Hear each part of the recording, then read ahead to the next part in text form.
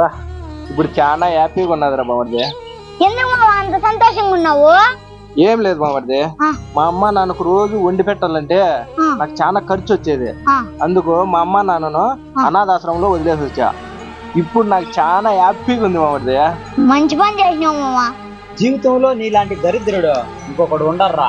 రేయ్, మా అమ్మ నాన్నను వదిలేసి నీకెందుకు అంత బాధ?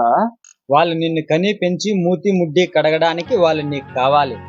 నీకు అవసరమైనప్పుడు డబ్బులు ఇవ్వడానికి కూడా వాళ్ళు కావాలి. కానీ వాళ్ళకి టయానికి అంత అన్నం పెట్టడానికి మాత్రం నీకెందుకు అంత భారము?